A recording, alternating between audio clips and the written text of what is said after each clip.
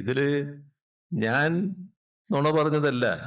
ഇപ്പോ 2011-16 കാലത്തെക്കുറിച്ച് ഇങ്ങനെയൊരു തെറ്റായ പ്രചരണം കുറച്ചു കാലമായി നടത്തിക്കൊണ്ടിരിക്കുന്നുണ്ട്. 4 ലക്ഷത്തിലധികം വീട് നിർമ്മിച്ചു എന്നുള്ളത്. യഥാർത്ഥത്തിൽ എത്ര വീട് നിർമ്മിച്ചു എന്നത് അന്ന് അന്നത്തെ മുഖ്യമന്ത്രി തന്നെ വെളിപ്പെടുത്തിയ കാര്യമാണ്. ഒരു തരത്തിലും ശരിയല്ലാത്ത ഒരു കാര്യമാണ് പ്രതിപക്ഷ നേതാവ് ആവർത്തിച്ച് പറഞ്ഞുകൊണ്ടിരിക്കുന്നത്. അതിലൊരു ഒരു പ്രത്യേക മികവ് അദ്ദേഹത്തെ പോലുള്ളവർ കാട്ടുന്നുണ്ട് എന്നുള്ളതാണ് ഇവിടെ കാണാൻ കഴിയുന്ന കാര്യം. നുണ നാട്ടിൽ ആരാണ് പറഞ്ഞുകൊണ്ടിരിക്കുന്നത് എല്ലാവരും കാണുന്നുണ്ട്. നുണയെ മാത്രം ആശ്രയിക്കുന്നതിൻ്റെ ഭാഗമായി വീണ്ടും വീണ്ടും ഇത് പറയുന്നു എന്ന് മാത്രമേ ഉള്ളൂ. കഴിഞ്ഞ ഒരു ദശാബ്ദക്കാലത്തെ അനുഭവമെടുത്താൽ നമ്മുടെ കേരള ചരിത്രത്തിലുണ്ടായത് ഒരു സാധാരണ ഭരണകാലമല്ല. ഒരു സമൂഹത്തിൻ്റെ ആത്മവിശ്വാസം പുനർനിർമ്മിക്കുന്ന കാലമായിരുന്നു. വികസനത്തിൻ്റെ പുതിയ പാത തുറന്ന കാലഘട്ടമാണ്.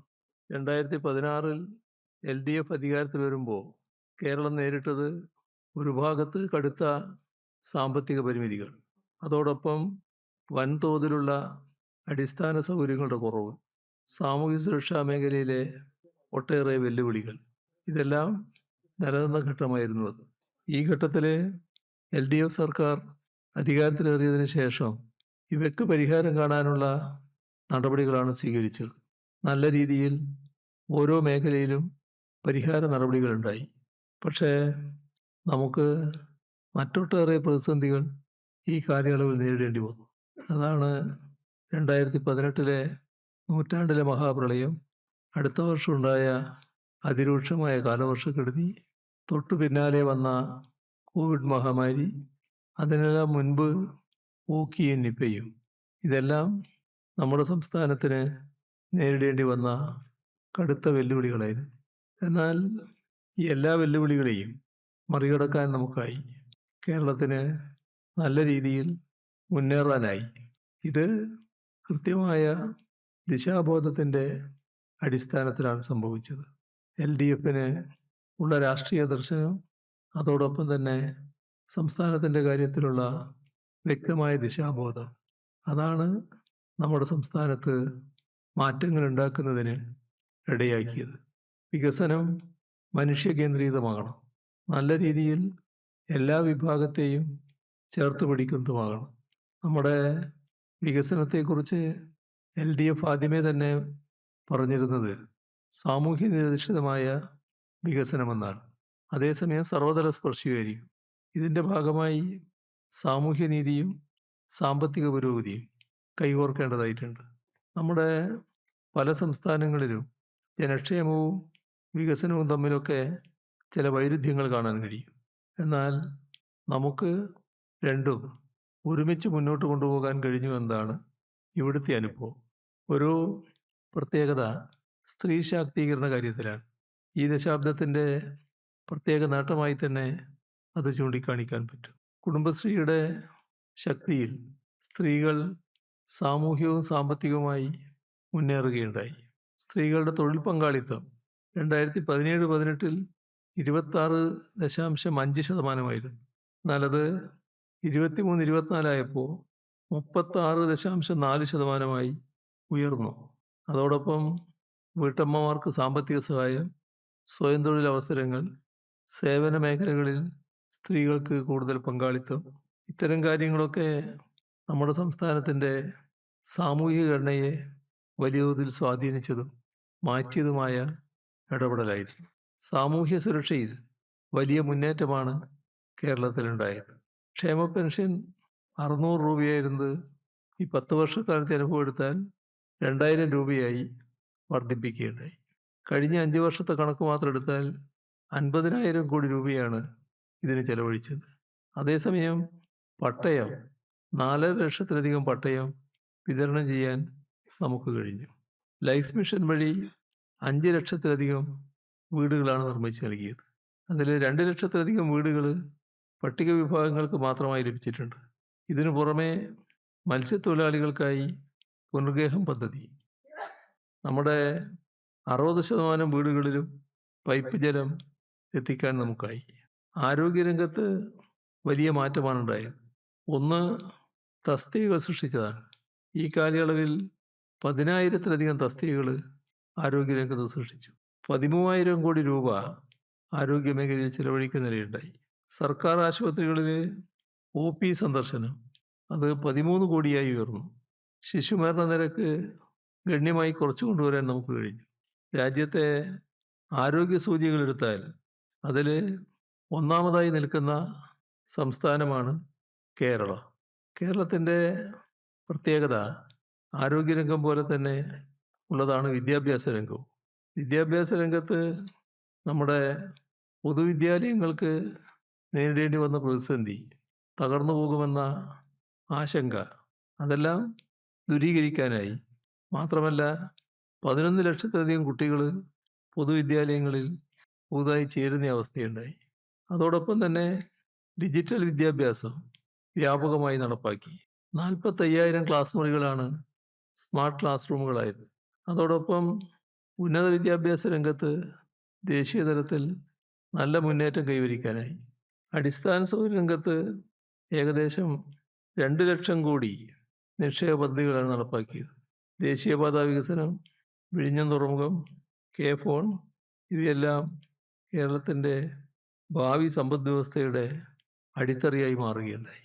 വലിയ മാറ്റം വ്യവസായ രംഗത്തുണ്ടായി. ഈസ് ഓഫ് ഡൂയിങ് ബിസിനസ്സിൽ രാജ്യത്തെ തന്നെ 1-ാം സ്ഥാനം കേരളത്തിന് ലഭിച്ചു. IT മേഖലയിൽ തൊഴിൽ 26,000-ൽ നിന്ന് 2.5 ലക്ഷമായി ഉയർത്താനായി. സ്റ്റാർട്ടപ്പുകൾ 800-ൽ നിന്ന് 7,700 കൂടുതലായി.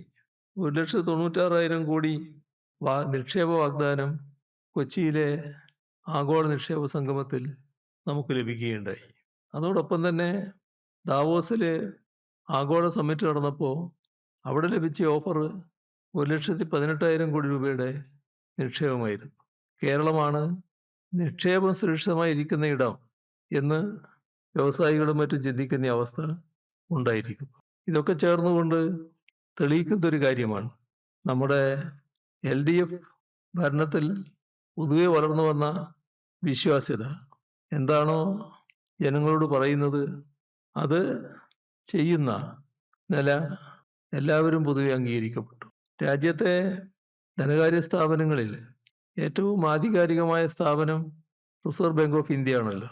ആ റിസർവ് ബാങ്ക് ഓഫ് ഇന്ത്യയുടെ കണക്കുകൾ ഇതിനെയൊക്കെ അംഗീകരിക്കുന്ന നിലയിലാണ് വന്നിട്ടുള്ളത്. 2025 December 11 handbook of statistics on Indian states Reserve Bank പ്രസിദ്ധീകരിച്ചൊരു രേഖയാണ്. കേരളത്തിൻ്റെ സമ്പദ് വ്യവസ്ഥയിൽ ശ്രദ്ധേയമായ വളർച്ചയുണ്ടായി എന്നാണ് ഇതിൽ രേഖപ്പെടുത്തിയിരിക്കുന്നത്. 2016 നമ്മുടെ ആളോഹരി വരുമാനം 1,66,246 രൂപയായിരുന്നു. 1,66,246 രൂപ. ഇത് 2024-25 ഇരട്ടിയായിട്ട് വർദ്ധിക്കുകയാണ്. 3,08,338 രൂപയായി വർദ്ധിച്ചു. ആളോഹരി വരുമാനത്തിൻ്റെ വർധനമാണിത്. ഇതോടൊപ്പം തന്നെ സംസ്ഥാനത്തിൻ്റെ GDP നല്ല പുരോഗതി നേടിയതായിട്ടാണ് കാണാൻ കഴിയുക. 5.61 ലക്ഷം കോടി രൂപയായിരുന്നു നേരത്തെ. 5,61,000 കോടി രൂപയായിരുന്നു മൊത്തം GDP. അതിൽ നിന്ന് നമ്മൾ ഇപ്പോൾ എത്തിയത് 12,48,000 കോടി രൂപയായിട്ടാണ്. അപ്പോൾ സാമ്പത്തിക അടിത്തറ ശക്തമായ രീതിയിൽ വികസിപ്പിക്കാൻ കേരളത്തിന് കഴിഞ്ഞിരിക്കുന്നു. ഇത് സാമ്പത്തിക അടിത്തറ ശക്തമായ രീതിയിൽ വികസിച്ചതിൻ്റെ തെളിവ് കൂടിയാണ്. ഇത് മാത്രമല്ല, വ്യവസായ മേഖലയിലെ മൂല്യവർദ്ധനവ് ഇരട്ടിയിലധികമായി. 2,67,000 കോടി രൂപയായിട്ട് ഇപ്പോൾ എത്തിക്കഴിഞ്ഞു. മാനുഫാക്ചറിംഗ് മേഖലയിലെ ഉൽപ്പാദനം ചരിത്രത്തിലാദ്യമായി 1 ലക്ഷം കോടി രൂപ കടന്നിരിക്കുന്നു. മൂലധന ചെലവ് നാം കാണേണ്ടത് 12,417 കോടി രൂപയിൽ നിന്ന് 35,359 കോടി രൂപയായി എന്ന് പറഞ്ഞാൽ 3 ഇരട്ടിയായി വർദ്ധിച്ചു. സംസ്ഥാനത്തിൻ്റെ തനത് നികുതി വരുമാനം 38,995 കോടി രൂപയിൽ നിന്ന് 884 കോടി രൂപയായിട്ട് ഉയരുകയുണ്ടായി. ഒന്നുകൂടി ആവർത്തിച്ച് ഞാൻ പറയാം, റിസർവ് ബാങ്ക് പ്രസിദ്ധീകരിച്ച കണക്കാണ്. അടിസ്ഥാന സൗകര്യ വികസനത്തിന് നാം വലിയ പ്രാധാന്യം നൽകിയതിൻ്റെ വസ്തുതകളാണ് ഇത്തരം കണക്കുകളിൽ കാണാൻ കഴിയുന്നത്. നമ്മുടെ ബാങ്ക് നിക്ഷേപങ്ങൾ 39,61,000 കോടി രൂപയിൽ നിന്ന് 89,48,000 കോടിയായി ഉയർന്നിരിക്കുന്നു. അപ്പോൾ ജനങ്ങളുടെ സാമ്പത്തിക ശക്തി വർദ്ധിക്കുന്നു, അതോടൊപ്പം ജനങ്ങളുടെ വിശ്വാസവും വർദ്ധിക്കുന്നു. അതിൻ്റെ ഭാഗമായിട്ടാണ് നിക്ഷേപം ഈ രീതിയിൽ വർദ്ധിച്ചത്. ഈ നേട്ടങ്ങൾ ഒരു സംസ്ഥാനത്തെ സംബന്ധിച്ചിടത്തോളം വളരെ ഭദ്രമായിട്ടുള്ള കാര്യമാണ്. ഈ നേട്ടങ്ങളിൽ ഊന്നി നിന്നുകൊണ്ട് കേരളത്തിൻ്റെ ഭാവിയെ നിർണയിക്കുന്ന പുതിയ കാര്യങ്ങൾ അവതരിപ്പിക്കലാണ് വേണ്ടത്. അതിൻ്റെ ഭാഗമാണ് ഈ തെരഞ്ഞെടുപ്പിൽ അംഗീകരിച്ച പ്രകടന പത്രിക. പ്രകടന പത്രിക തയ്യാറാക്കുന്നതിന് വേണ്ടി വിവിധ രൂപത്തിലുള്ള ജനകീയ സംവാദങ്ങൾ നടന്നിട്ടുണ്ട്. വിവിധ വിഭാഗം ജനങ്ങളുമായി നേരിട്ട് നടത്തിയ സംവാദങ്ങളുണ്ട്. അതോടൊപ്പം തന്നെ കേരള വികസന ജാഥകൾ, അതിൻ്റെ ഭാഗമായി ജില്ലകളിൽ നടത്തിയ ചർച്ചകളുണ്ട്. AKG പഠന ഗവേഷണ കേന്ദ്രം സംഘടിപ്പിച്ച അന്താരാഷ്ട്ര കേരള പഠന കോൺഗ്രസിലെ ചർച്ചകളുണ്ട്. C. അച്യുതമേനോൻ ഫൗണ്ടേഷൻ നടത്തിയ വികസന കോൺക്ലേവ് ഉണ്ട്. സംസ്ഥാന ആസൂത്രണ ബോർഡ് സംഘടിപ്പിച്ച വിഷൻ 2031 സമ്മേളനങ്ങളുണ്ട്. LDFിൻ്റെ ഘടകകക്ഷികൾ തയ്യാറാക്കിയ രേഖകളുണ്ട്. ഇവയെല്ലാം സംയോജിപ്പിച്ച് 950 നിർദ്ദേശങ്ങളടങ്ങിയ പ്രകടന പത്രികയാണ് തയ്യാറാക്കിയിട്ടുള്ളത്. ഈ 950 നിർദ്ദേശങ്ങൾ പൊതുജനങ്ങൾക്ക് എളുപ്പത്തിൽ മനസ്സിലാക്കാനായി നേരത്തെ LDF കൺവീനർ പറഞ്ഞതുപോലെ 60 പരിപാടിയായി സംക്ഷിപ്തമാക്കിയിട്ടുണ്ട്. വിശദമായ പ്രകടന പത്രിക അനുബന്ധമായി നൽകിയിട്ടുണ്ട്. അതിനു പുറമെ അതിൻ്റെ പൂർണ്ണരൂപം QR കോഡ് വഴി ലഭ്യമാകുന്നതുമാണ്. കേരളത്തെ വിജ്ഞാന സമ്പദ്ഘടനയിലേക്ക് മാറ്റുന്ന പ്രവർത്തനം അടുത്ത 5 വർഷത്തിനുള്ളിൽ പൂർത്തിയാക്കലാണ് ലക്ഷ്യമിടുന്നത്. അതിലൂടെ ഉണ്ടാകുന്ന സാമ്പത്തിക വളർച്ചയുടെ നേട്ടം കേരളത്തിലെ എല്ലാ പൗരന്മാർക്കും ലഭ്യമാക്കും. തൊഴിലില്ലായ്മയും ദാരിദ്ര്യവും പരിഹരിക്കുന്നതോടൊപ്പം വികേന്ദ്രീകൃത ജനാധിപത്യം, മതനിരപേക്ഷത, തുല്യത, പുരോഗമന ചിന്ത ഇവയുടെ എല്ലാം അടിസ്ഥാനത്തിലുള്ള ഒരു സമൂഹം നിർമ്മിക്കലാണ് നമ്മുടെ ലക്ഷ്യം. കേരളത്തെ കേവല ദാരിദ്ര്യരഹിത സംസ്ഥാനമാക്കും. നമുക്കിപ്പോൾ അതിദാരിദ്ര്യം ഇല്ലാതാക്കിയ അനുഭവമുണ്ട്. ആ അനുഭവത്തിൻ്റെ അടിസ്ഥാനത്തിൽ ഏകദേശം 5 ലക്ഷം ദരിദ്രരായ കുടുംബങ്ങളെ കൃത്യമായി തിരിച്ചറിഞ്ഞാണ് അവരെ ദാരിദ്ര്യത്തിൽ നിർത്താനുള്ള പ്രവർത്തന പദ്ധതി നടപ്പാക്കുക. വരുമാനം, താമസം, വിദ്യാഭ്യാസം, ആരോഗ്യപരിരക്ഷ ഇവയെല്ലാം ഉൾക്കൊള്ളുന്ന സമഗ്ര ഇടപെടലായിരിക്കും ഇത്. സാമൂഹ്യ സുരക്ഷയെ പുതിയ ഉയരത്തിലേക്ക് ഉയർത്തുകയും ചെയ്യും. നമ്മുടെ സംസ്ഥാനത്ത് എല്ലാ സാമൂഹ്യ സുരക്ഷാ പെൻഷനുകളും 3000 രൂപയായി വർദ്ധിപ്പിക്കും. കിടപ്പ് രോഗികൾക്ക് അവകാശാടിസ്ഥാനത്തിലുള്ള സമ്പൂർണ്ണ പരിചരണ സംവിധാനം നടപ്പാക്കാനാണ് ഉദ്ദേശിക്കുന്നത്. വയോജനങ്ങൾക്ക് ആരോഗ്യ പരിപാലനവും സമൂഹാടിസ്ഥാനത്തിലുള്ള പിന്തുണയും ഉറപ്പാക്കും. ആരോഗ്യകരമായ വാർദ്ധക്യം എന്ന ആശയം യാഥാർത്ഥ്യമാക്കും. വിദ്യാഭ്യാസവും തൊഴിലും തമ്മിലുള്ള ബന്ധം പൂർണ്ണമായി തന്നെ പുനഃസംഘടിപ്പിക്കും. പഠിച്ചാൽ ജോലി ഉറപ്പുവരുത്തും. ക്യാമ്പസ് പ്ലേസ്മെന്റ് വഴി ഇപ്പോൾ തൊഴിൽ ലഭിക്കുന്നുണ്ട്. ഇത് സർവ്വസാധാരണമാക്കും. 2025-26 60,000 വിദ്യാർത്ഥികൾക്കാണ് പ്ലേസ്മെന്റ് ലഭിച്ചത്. ഇതിൻ്റെ അടിസ്ഥാനത്തിൽ കൂടുതൽ ഇതിനെ വികസിപ്പിക്കും. കണക്ട് വർക്ക് സ്കോളർഷിപ്പ് വഴി വിദ്യാർത്ഥികളെ നേരിട്ട് തൊഴിൽ മേഖലയുമായി ബന്ധിപ്പിക്കും. ബാക്ക് ടു ക്യാമ്പസ് പദ്ധതിയിലൂടെ പഠനം പൂർത്തിയാക്കിയ യുവാക്കൾക്ക് പുതുക്കിയ നൈപുണ്യ പരിശീലനം നൽകും. സാധാരണഗതിയിൽ പഠിച്ചു കഴിഞ്ഞാൽ പിന്നെ വിദ്യാർത്ഥികൾക്ക് അവിടെ കയറാൻ വിഷമാണ്. ഇത് നമ്മുടെ സംസ്ഥാനത്തിന് ഗുണകരമായ ഒരു മാറ്റമാണ് കൊണ്ടുവരാൻ പോകുന്നത്. ബാക്ക് ടു ക്യാമ്പസ് പദ്ധതി അതിൻ്റെ ഭാഗമായി പഠനം പൂർത്തിയാക്കിയ യുവാക്കൾക്ക് പുതുക്കിയ നൈപുണ്യം ലഭിക്കുന്നതിന് നടപടി സ്വീകരിക്കും. യുവജനങ്ങളെ ആയിട്ടാണ് ഇപ്പോൾ കാണുന്നത്. ആ അവസ്ഥയിൽ നിന്ന് മാറി തൊഴിൽ സൃഷ്ടിക്കുന്നവരാക്കി മാറ്റും. പലിശരഹിത വായ്പകൾ നൽകി പുതിയ സംരംഭങ്ങൾ ആരംഭിക്കാൻ പ്രോത്സാഹിപ്പിക്കും. അവർക്ക് പലിശയുടെ ബാധ്യത ഒഴിവാക്കാനാണ് പലിശരഹിത വായ്പകൾ ഒരുക്കുന്നത്. കോളേജുകളുമായി ബന്ധിപ്പിച്ചുള്ള ഇൻക്യുബേഷൻ ഹാക്കത്തോൺ, ഇന്നൊവേഷൻ സെൻ്ററുകൾ ഇതെല്ലാം വികസിപ്പിക്കും. ഗ്ലോബൽ കേപ്പബിലിറ്റി സെൻ്ററുകളുടെ എണ്ണം ഇപ്പോൾ 40 അത് 120 ഉയർത്താൻ നമുക്ക് കഴിഞ്ഞു. നല്ല വർധനവാണ് ഉണ്ടായത്. ഏകദേശം 2 ലക്ഷം ഉയർന്ന നിലവാരത്തിലുള്ള തൊഴിൽ അവസരങ്ങൾ ഈ മേഖലയിൽ സൃഷ്ടിക്കാനാകുമെന്നാണ് കണക്കാക്കുന്നത്. നമ്മുടെ സ്ത്രീകളുടെ സാമ്പത്തിക പങ്കാളിത്തത്തിൽ ചരിത്രപരമായ ചുവടുവെപ്പാണ് ഉണ്ടാവുക. സ്ത്രീകളുടെ തൊഴിൽ പങ്കാളിത്തം 50% ഉയർത്തും. ഇത് സാമൂഹ്യ സാമ്പത്തിക മാറ്റത്തിൻ്റെ പരിപാടിയാണ്. കുടുംബശ്രീയുടെ നേതൃത്വത്തിൽ തൊഴിൽ ശൃംഖലകൾ വികസിപ്പിക്കും.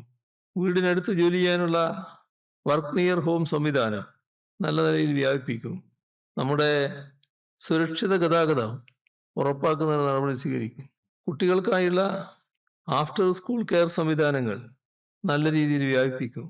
സ്കൂൾ കെയർ സംവിധാനങ്ങൾ നല്ലതുപോലെ വ്യാപിപ്പിക്കും. സേവന സംരംഭങ്ങൾ, സാന്ത്വന പരിചരണം, ടെക്നോളജി സേവനങ്ങൾ, വാതിൽപ്പടി സേവനം ഇവയെല്ലാം പുതിയ തൊഴിൽ മേഖലകൾ സ്ത്രീകൾക്കായി തുറക്കുന്ന സ്ഥിതി വരും. നമ്മുടെ തൊഴിലുറപ്പ് പദ്ധതി അത് കൂടുതൽ ശക്തിപ്പെടുത്തും. കേന്ദ്ര സർക്കാർ നിയന്ത്രണങ്ങൾക്ക് എതിരെ ശക്തമായ നില നാം സ്വീകരിച്ചു വരുന്നുണ്ട്. അത് തുടരുക തന്നെ ചെയ്യും. ആവശ്യമായാൽ സംസ്ഥാന വിഭവങ്ങൾ ഉപയോഗിച്ച് തൊഴിൽ ദിനങ്ങൾ വർദ്ധിപ്പിക്കുന്ന നടപടിയും സ്വീകരിക്കും. ഗ്രാമീണ മേഖലയിലെ വരുമാനം ഉറപ്പാക്കുന്നതാണ്. വ്യവസായവൽക്കരണത്തിന് പുതിയ വേഗം നൽകും. 2015-16 10.14% മാനുഫാക്ചറിംഗ് മേഖല. 2024-25 13% ഇത് ഉയർന്നു. 2031 ഇത് 13 നിന്ന് 16% ഉയർത്താനാകുമെന്നാണ് പ്രതീക്ഷിക്കുന്നത്. നമ്മുടെ വ്യവസായ ഇടനാഴികൾ, ലോജിസ്റ്റിക് ഹബ്ബുകൾ, ക്ലസ്റ്ററുകൾ ഇവയെല്ലാം വികസിപ്പിക്കും. വിഴിഞ്ഞം തുറമുഖം യാഥാർത്ഥ്യമായിട്ടുണ്ട്. അതിൽ കേന്ദ്രീകരിച്ചുള്ള വ്യവസായ വികസനം കൂടുതൽ ശക്തമാക്കും. കൃഷി, മത്സ്യബന്ധനം, പരമ്പരാഗത വ്യവസായങ്ങൾ എന്നിവയെ സംരക്ഷിക്കുകയും നവീകരിക്കുകയും ചെയ്യും. ജലസേചന വികസനം, വിപണന സൗകര്യങ്ങൾ, വിലസ്ഥിരത, പുനരധിവാസം ഇവയെല്ലാം കൂടുതൽ ശക്തിപ്പെടുത്തും. മനുഷ്യ വന്യജീവി സംഘർഷം കുറക്കുന്നതിനുള്ള പ്രത്യേക ഇടപെടലുകൾ നടത്തും. പട്ടികജാതി പട്ടികവർഗ വിഭാഗങ്ങൾക്കും ഭിന്നശേഷിക്കാർക്കും കൂടുതൽ കേന്ദ്രീകൃത വികസന പദ്ധതികൾ നടപ്പാക്കും. വിദ്യാഭ്യാസം, തൊഴിൽ, താമസം, സാമൂഹ്യ സുരക്ഷ എല്ലാ മേഖലകളിലും തുല്യത ഉറപ്പാക്കും. പൊതുവിതരണ സംവിധാനം കൂടുതൽ ശക്തിപ്പെടുത്തും. ഭക്ഷ്യസുരക്ഷ ഉറപ്പാക്കും. വിലക്കയറ്റം പിടിച്ചു നിർത്താൻ കർശന നടപടികൾ സ്വീകരിക്കും. വിദ്യാഭ്യാസ രംഗത്ത് ഗുണമേന്മ ഉയർത്തും. നൈപുണ്യ വികസനവും ഗവേഷണവും കൂടുതൽ ശക്തിപ്പെടുത്തും. ഉന്നത വിദ്യാഭ്യാസം അന്താരാഷ്ട്ര നിലവാരത്തിലേക്ക് ഉയർത്തും. ആരോഗ്യരംഗത്ത് എല്ലാ ജനങ്ങൾക്കുമുള്ള പരിരക്ഷ കൂടുതൽ ശക്തിപ്പെടുത്തും. നമ്മുടെ സംസ്ഥാനത്ത് മികച്ച ആരോഗ്യ സംരക്ഷണം മുതൽ ഉയർന്ന ചികിത്സ വരെ സർക്കാർ സംവിധാനത്തിലൂടെ ലഭ്യമാക്കുന്നതിനുള്ള നടപടികൾ സ്വീകരിക്കും. അടിസ്ഥാന സൗകര്യ വികസനം ഇപ്പോൾ നല്ല നിലയിലായിട്ടുണ്ട്. അത് അടുത്ത ഘട്ടത്തിലേക്ക് കടക്കും. റോഡുകൾ, വൈദ്യുതി, ജലം, ഡിജിറ്റൽ കണക്ടിവിറ്റി ഇവയെല്ലാം കൂടുതൽ ശക്തിപ്പെടുത്തും. ഫോൺ പോലുള്ള പദ്ധതികൾ വഴി ഡിജിറ്റൽ ഉൾക്കൊള്ളൽ ഉറപ്പാക്കും. ടൂറിസം, IT, സ്റ്റാർട്ടപ്പ് മേഖലകളിൽ കൂടുതൽ വളർച്ച ഉറപ്പാക്കും. കേരളത്തെ വിജ്ഞാന സമ്പദ്ഘടനയാക്കി മാറ്റുന്നതിനുള്ള അടിത്തറ കൂടുതൽ ശക്തമാക്കും. പരിസ്ഥിതി സംരക്ഷണവും വികസനവും തമ്മിൽ സന്തുലിത സമീപനം സ്വീകരിക്കും. ദുരന്ത നിവാരണ സംവിധാനങ്ങൾ കൂടുതൽ ശക്തിപ്പെടുത്തും. കാലാവസ്ഥാ വ്യതിയാനത്തെ നേരിടുന്നതിനുള്ള പ്രവർത്തനങ്ങൾ ശക്തമാക്കും. പ്രവാസികളുടെ ക്ഷേമത്തിനും പുനരധിവാസത്തിനും കൂടുതൽ ശക്തമായ ഇടപെടലുകൾ നടത്തും. അവരുടെ സാമ്പത്തിക പങ്കാളിത്തം സംസ്ഥാനത്തെ നല്ല വികസനത്തിലേക്ക് നയിക്കുക തന്നെ ചെയ്യും. പ്രാദേശിക സ്വയംഭരണ സ്ഥാപനങ്ങളെ കൂടുതൽ ശക്തിപ്പെടുത്തും. ജനകീയാസൂത്രണത്തെ പുതിയ ഘട്ടത്തിലേക്ക് ഉയർത്തും. മതനിരപേക്ഷതയും ജനാധിപത്യ മൂല്യങ്ങളും സംരക്ഷിക്കുന്നതിന് പ്രതിബദ്ധതയോടെ ഇതേവരെ ഇടപെട്ടിട്ടുണ്ട്, ഇനിയും ഇടപെടും. അഴിമതിരഹിതവും സുതാര്യവുമായ ഭരണ സംവിധാനം ഉറപ്പാക്കും. സംസ്ഥാനത്തിൻ്റെ അവകാശങ്ങൾ സംരക്ഷിക്കുന്ന നിലപാട് കൂടുതൽ ശക്തമാക്കും. കഴിഞ്ഞ 10 വർഷം നമ്മുടെ കേരളം തെളിയിച്ച കുറേ കാര്യങ്ങളുണ്ട്. അതിലൊന്ന് വികസനം സാധ്യമാണ്, മറ്റൊന്ന് സാമൂഹ്യനീതി സാധ്യമാണ്. ഇതിനെല്ലാം പുറമെ വിശ്വാസം പാലിക്കുന്ന ഭരണവും സാധ്യമാണ്. ഇത് ഈ കാലയളവ് തെളിയിച്ച കാര്യമാണ്. ഇനി മുന്നിലുള്ളത് കൂടുതൽ വളർച്ച നേടുക, ഇതിനെ പൂർണ്ണതയിലേക്ക് എത്തിക്കുക എന്നുള്ളതാണ്. ഇതൊരു സാധാരണ തെരഞ്ഞെടുപ്പായി കണ്ടാൽ പോരാ, നിർണായകമായ ഒരു തെരഞ്ഞെടുപ്പാണ്. കേരളത്തിൻ്റെ ജനങ്ങളെ ചേർത്ത് പിടിച്ചാണ് ഞങ്ങൾ മുന്നോട്ട് പോയിട്ടുള്ളത്. എല്ലാ കാലത്തും ജനങ്ങളെ വിശ്വാസത്തിൽ എടുത്തുകൊണ്ടാണ് മുന്നോട്ട് പോയത്. ജനങ്ങൾ ഞങ്ങളെയും വിശ്വസിച്ചിട്ടുണ്ട്. ആ വഴിക്ക് തന്നെയാണ് ഇപ്പോഴും LDF സഞ്ചരിക്കുന്നത്, ജനങ്ങളുടെ അതേ വഴിക്ക് തന്നെ. അതുകൊണ്ട് തന്നെ LDFന് ഒരു തരത്തിലുള്ള ആശങ്കയുമില്ല. ഈ തെരഞ്ഞെടുപ്പിൽ നല്ല വിജയം ജനങ്ങൾ LDFന് സമ്മാനിക്കുമെന്ന് തന്നെയാണ് LDF കരുതുന്നത്. ഇത്രയാണ് ആമുഖമായി പറയാനുള്ളത്. FCRA ബന്ധപ്പെട്ട് ഇപ്പോൾ വലിയ ചർച്ചകൾ നടക്കുകയാണ്. കേന്ദ്രമന്ത്രി കിരൺ റിജിജു ബിഷപ്പുമാരുമായി സംസാരിക്കാൻ കേരളത്തിലേക്ക് വരുന്നു എന്നുള്ളതാണ് ഡൽഹിയിൽ നിന്നുള്ള ഏറ്റവും കുറച്ച് ഏതാനും മിനിറ്റുകൾക്ക് മുമ്പുള്ള വാർത്ത. ഇതിൽ സംസ്ഥാന സർക്കാരിന്റെ നിലപാടില്ല. മാത്രമല്ല, ഈ പ്രതിപക്ഷം പാർലമെന്റിൽ ഈ കാര്യത്തിൽ എടുക്കുന്ന നിലപാടിനെ എങ്ങനെയാണ്? FCRAയുടെ നിലപാട് നേരത്തെ തന്നെ വ്യക്തമാക്കി കഴിഞ്ഞതാണ്. ഇത് ഒരു രാജ്യം ആ രാജ്യത്തെ ജനങ്ങളെ ആകെ വിശ്വാസത്തിലെടുക്കണം. ജനങ്ങളിൽ ഒരു വിഭാഗത്തെ സംശയത്തോടെ വീക്ഷിക്കുന്ന നില ഒരു തരത്തിലും ഗുണം ചെയ്യുന്നതല്ല. എന്നാൽ നമ്മുടെ രാജ്യത്ത് ഇപ്പോൾ സ്വീകരിച്ചു വരുന്ന നില ചില വിഭാഗം ജനങ്ങളിൽ, പ്രത്യേകിച്ച് ന്യൂനപക്ഷ വിഭാഗങ്ങളിൽ കടുത്ത ആശങ്ക നിലനിൽക്കുകയാണ്. ഇതൊരു പ്രത്യേക ഘട്ടത്തിൽ മാത്രം ഉണ്ടായതല്ല, കുറേ നാളായി അത് തുടരുകയാണ്. ഈ ആശങ്ക ലഘൂകരിക്കത്തക്ക നിലപാടുകളല്ല വന്നിട്ടുള്ളത്. ആശങ്ക വർദ്ധിപ്പിക്കുന്നതിനുള്ള നടപടികൾ മാത്രമേ ഗവൺമെൻറ് ഭാഗത്ത് നിന്ന് വന്നിട്ടുള്ളൂ. അതിലേറ്റവും കടുത്തതാണ് ഈ പറഞ്ഞ FCRA. ഇത് ന്യൂനപക്ഷ വിഭാഗത്തെ ലക്ഷ്യമിട്ടുകൊണ്ടുള്ള ഒരു പദ്ധതിയാണ് എന്നാണ് പൊതുവെ ആളുകൾ കാണുന്നത്. അത് ആ നിലക്ക് തന്നെയാണ് സംസ്ഥാന ഗവൺമെൻറ്റും അത് പങ്കുവെക്കുന്നത്. അതിൻ്റെ അടിസ്ഥാനത്തിലാണ് പ്രധാനമന്ത്രിയോടക്കം ആവശ്യപ്പെട്ടത് അടിയന്തരമായി ഇത് പിൻവലിക്കണമെന്ന്. കാരണം നമ്മുടെ നാട്ടിൽ നല്ല നിലക്ക് പ്രവർത്തിക്കുന്ന ഒട്ടേറെ സ്ഥാപനങ്ങളുണ്ട്. ആ സ്ഥാപനങ്ങൾ പ്രവർത്തിക്കുന്നത് അവരുണ്ടാക്കുന്ന ലാഭത്തെ കൊണ്ടല്ല. അത്തരം പ്രവർത്തനങ്ങൾ നടത്തുന്നതിന് ആവശ്യമായ സഹായം പല വഴിക്ക് അവർക്ക് ലഭിക്കുന്നുണ്ട്. അതോടൊപ്പം തന്നെ അവരുടെ സ്വന്തം ആളുകൾ പല സ്ഥലത്ത് ജോലി ചെയ്ത് നൽകുന്ന സംഭാവനകളുമുണ്ട്. ഇതിനെല്ലാം വല്ലാത്തൊരു ചിത്രം ചാർത്തി അതിനെ തകർക്കാനുള്ള നീക്കങ്ങളാണ് നടക്കുന്നത്. ഒരു കണക്ക് കൊടുക്കാൻ വൈകിപ്പോയാൽ ഒരു സ്ഥാപനം അടച്ചുപൂട്ടുകയും തങ്ങളുടെ കയ്യിലേക്ക് എടുക്കുകയും ഗവൺമെൻറ് കയ്യിലേക്ക് എടുക്കുകയും ചെയ്യുന്നത് എന്തൊരു നീതിയാണ്! അപ്പോൾ നീതികേടാണ് ഇവിടെ നടക്കുന്നത്. നമ്മുടെ രാജ്യത്തെ ക്രൈസ്തവ മതാധ്യക്ഷന്മാർ പലരും ഇതിനെതിരെ ശക്തമായ വികാരം രേഖപ്പെടുത്തി കഴിഞ്ഞിട്ടുണ്ട്. ഞങ്ങളും സംസ്ഥാന ഗവൺമെൻറ് എന്ന നിലക്ക് ഈ കാര്യത്തിലുള്ള വികാരം അറിയിച്ചിട്ടുണ്ട്, പ്രധാനമന്ത്രിക്ക് കത്തയച്ചിട്ടുണ്ട്. അടിയന്തരമായി ഇത് പിൻവലിക്കണം എന്ന് തന്നെയാണ് സംസ്ഥാന സർക്കാരിൻ്റെ ആവശ്യം. ഏതായാലും നമ്മുടെ നാടിന്, നമ്മുടെ രാജ്യത്തിന് അപകടമുണ്ടാക്കുന്ന ഇത്തരം നീക്കങ്ങൾ ഗുണകരമായിട്ടുള്ളതല്ല. ഇവിടെ ഇത് നടപ്പാക്കുന്നവരാര് എന്താണ് പ്രശ്നം? നടപ്പാക്കുന്നത് BJP ഗവൺമെൻറ്റാണ്. BJPയുടെ നേതൃത്വം ആർക്കാ? RSSനാണ്.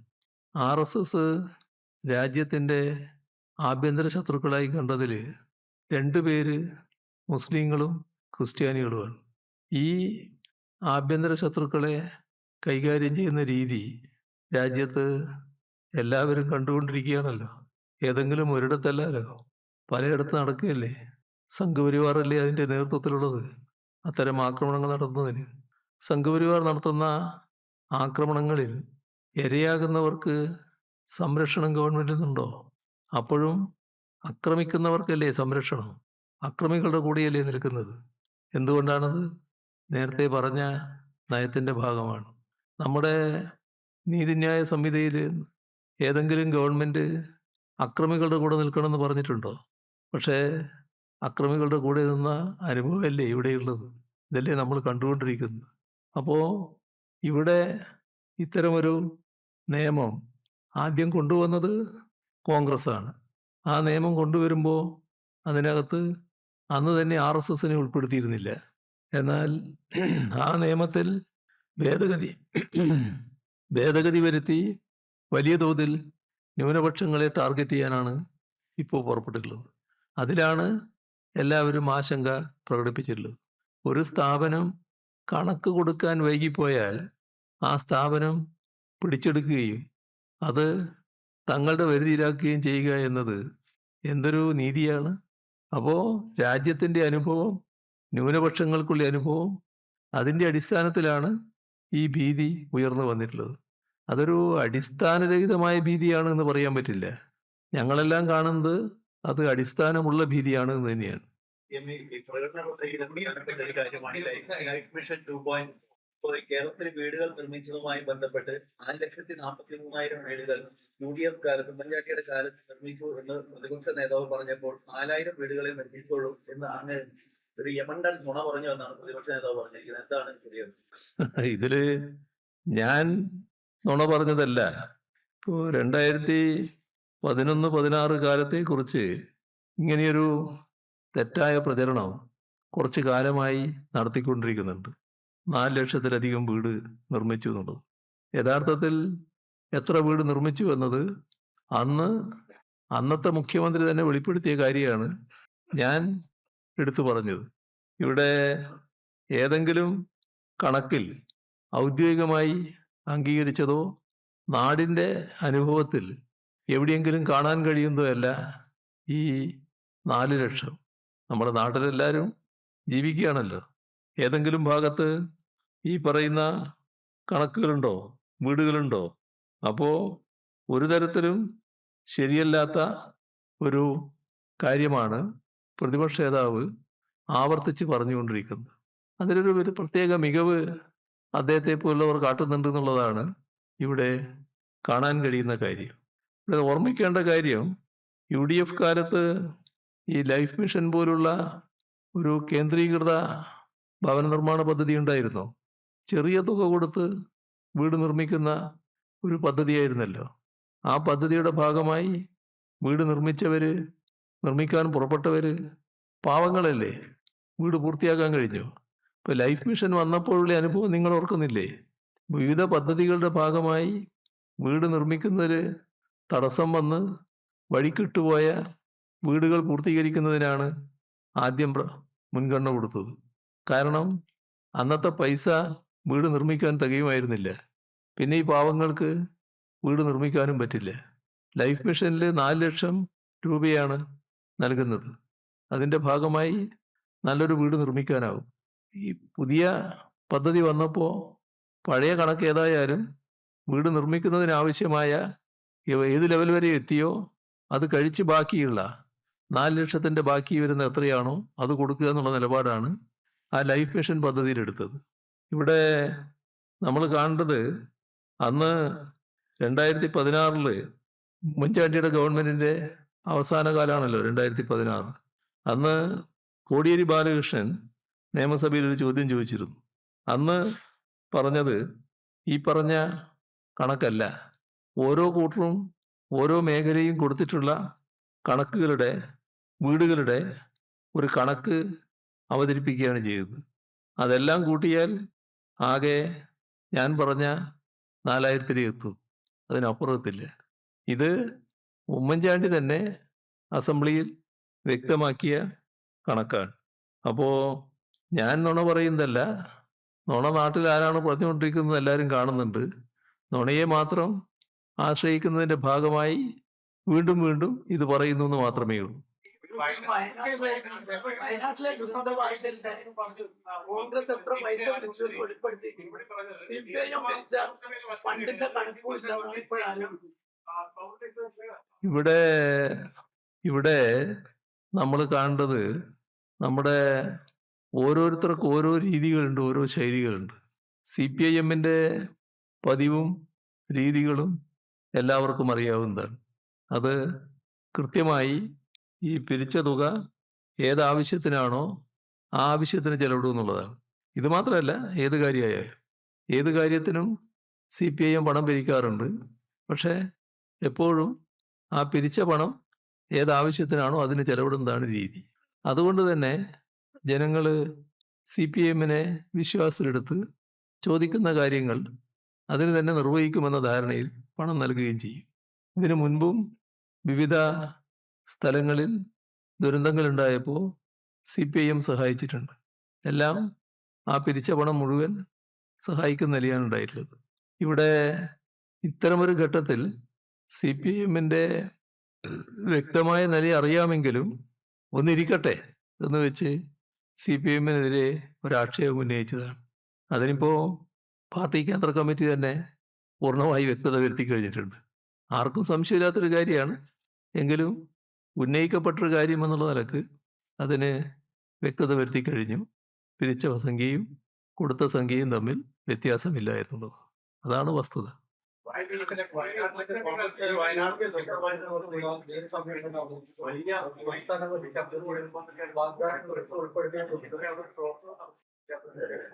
അല്ല, അതൊക്കെ ഇപ്പം എല്ലാവർക്കും അറിയാവുന്ന കാര്യമല്ലേ. നമ്മുടെ വയനാട് ദുരന്തത്തിൻ്റെ ഭാഗമായി അവിടെ വീടുകൾ നിർമ്മിച്ച് നൽകുക എന്നുള്ളത് നമ്മളെല്ലാവരും കണ്ട കാര്യമാണ്.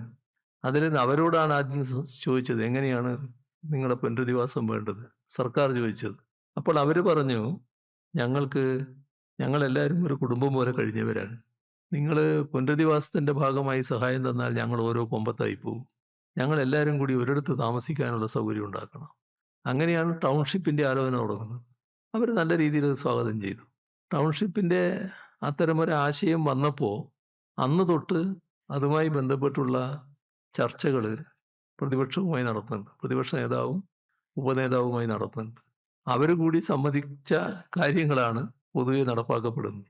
അന്ന് കണ്ടത് സ്ഥലമെടുക്കുക, വീട് നിർമ്മിക്കുക, വീട് ഏകീകൃത രൂപത്തിലാവുക. ആ വീടിൻ്റെ ഓഫർ നൽകിയവർ കുറേ ആൾക്കാരുണ്ട്. അവരോട് പണം വാങ്ങുക, അവരിൽ നിന്ന് ഒരു വീടിൻ്റെ പണം കണക്കാക്കി ആ പണം വാങ്ങുക, വീട് ഏകീകൃത രൂപത്തിൽ നിർമ്മിക്കുക. ഇതൊക്കെ ധാരണയായ കാര്യമാണ്. പക്ഷേ അന്ന് തന്നെ ഓരോരുത്തരുടെയും രീതിയും ശീലമൊക്കെ എല്ലാവർക്കും അറിയാമല്ലോ. അതുകൊണ്ട് ചില സംശയങ്ങളുണ്ടായിരുന്നു. ഈ ഇത്ര വീട് തരാമെന്നൊക്കെ പറയുമ്പം ചിലർ ആ വീട് തരുമോ, അതിന് പൈസ തരുമോ എന്നുള്ളത്. അതുകൊണ്ട് ഒരു കാര്യം വ്യക്തമാക്കിയിരുന്നു, ഈ ആര് പൈസ തന്നാലും തന്നില്ലെങ്കിലും ഈ കുടുംബങ്ങൾക്ക് വീട് നിർമ്മിച്ച് നൽകുക എന്നുള്ളത് സർക്കാരിൻ്റെ ബാധ്യതയാണ്. അത് സർക്കാർ നിറവേറ്റുക തന്നെ ചെയ്യും. അതാണ് സർക്കാർ ഇപ്പോൾ ചെയ്തത്. ഈ വാഗ്ദത്തത്തിൽ നിന്ന് പലരും പിൻവാങ്ങി. അപ്പോൾ ചിലരെങ്കിലും കരുതിയിട്ടുണ്ടാകും അവരുടെ കയ്യിൽ കാശുണ്ട് എന്നുള്ളത്. എന്നാൽ കാശില്ല എന്നിപ്പോൾ വ്യക്തമായല്ലോ. എവിടെയും കാശില്ല എന്നല്ലേ വന്നത്. കണക്ക് എവിടെയെന്ന് ചോദിക്കുമ്പോൾ ആ കണക്ക് പറയാനില്ലാരോ, ഇപ്പോഴും വ്യക്തത വരുത്തുന്നില്ലാരോ, എവിടെയും ആ പണമില്ലാരോ. അപ്പോൾ ഇതുപോലൊരു കാര്യത്തിൽ അതീവ ഗൗരവമായി കാണേണ്ട കാര്യമാണ്. ഇപ്പം മാത്രമല്ല, നാളെയും അത് ഗൗരവമായി കാണേണ്ടതാണ്. ഇതുപോലുള്ള ദുരന്തഘട്ടത്തിൽ ഇത്തരം പിരിവുകൾ നടത്തി അത് സ്വന്തം കാര്യത്തിന് അല്ലെങ്കിൽ തെറ്റായ രീതിയിൽ ഉപയോഗിക്കുന്നത് ശരിയാണോ, അതിനെന്ത് നടപടി സ്വീകരിക്കാൻ കഴിയും, ഭാവിയിലും ആലോചിക്കേണ്ട ഒരു വിഷയമായിരിക്കും അത്. ഇതിപ്പോൾ വളരെ കടന്നുപോയത് കൊണ്ട് നമുക്ക് ഇവിടെ നിർത്താൻ തോന്നും, ബാക്കി പിന്നീടാകാം.